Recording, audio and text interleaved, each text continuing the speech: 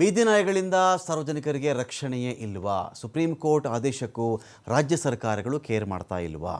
ಒಂದು ಪ್ರಶ್ನೆ ಬರುತ್ತೆ ಇಲ್ಲಿ ಈ ಎರಡು ವಿಚಾರಗಳಲ್ಲಿ. ಯಾವುದಾದ್ರೂ ಈ ಥರ ಆಕ್ರಮಣಕಾರಿ ನಾಯಿಗಳಿದ್ದರೆ, ಶ್ವಾನಗಳಿದ್ದರೆ ಅವುಗಳನ್ನು ಹಿಡಿಯುವಂಥ ಕೆಲಸಗಳಾಗಬೇಕು. ಹಾಗಂತ ಏನು ಗಲಾಟೆ ಮಾಡದೆ ಮನುಷ್ಯರನ್ನ ಅಟ್ಯಾಕ್ ಮಾಡಿದಿರುವಂಥ ನಾಯಿಗಳನ್ನ ಹಿಡ್ಕೊಂಡು ಹೋಗಿ ಕೊಲ್ಲಿ ಅಂತ ಇಲ್ಲಿ ಯಾರೂ ಹೇಳ್ತಾ ಇಲ್ಲ. ತೀರಾ ಆಕ್ರಮಣಕಾರಿಯಾಗಿ ಜನಗಳಿಗೆ ತೊಂದರೆ ಕೊಡ್ತಿರುವಂಥ ನಾಯಿಗಳ ವಿಚಾರದಲ್ಲಿ ಕ್ರಮಗಳಾಗಬೇಕು. ಕೆಲವು ವೇಳೆ ಏನಾಗುತ್ತೆ, ತೀರಾ ದೊಡ್ಡವರು ಬಂದರೆ ಕೆಲವು ನಾಯಿಗಳೇನೂ ಮಾಡಲ್ಲ.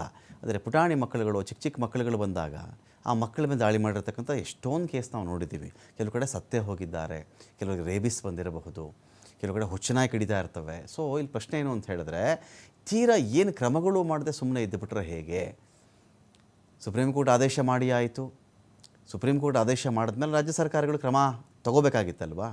ಅಟ್ಲೀಸ್ಟ್ ಯಾವ್ದಾದ್ರು ಫೆರೋಷಿಯಸ್ ಆಗಿ, ಆಕ್ರಮಣಕಾರಿಯಾಗಿ ನಾಯಿಗಳೇನಾದರೂ ಈ ಥರ ಮಾಡ್ತಾ ಇದ್ದರೆ ಏನು ಕ್ರಮ ತೆಗೆದುಕೊಳ್ತಾ ಇದ್ದರೆ ಹೇಗೆ? ಬೀದಿ ನಾಯಿಗಳ ಬಗ್ಗೆ ಈ ಥರ ಎಚ್ಚರಿಕೆ ವಹಿಸಬೇಕು ಅಂತ ಸುಪ್ರೀಂ ಕೋರ್ಟ್ ಹೇಳಿದರೂ ಕೂಡ ಏನು ಕೇರ್ ಮಾಡಿಲ್ಲ ರಾಜ್ಯ ಸರ್ಕಾರಗಳು.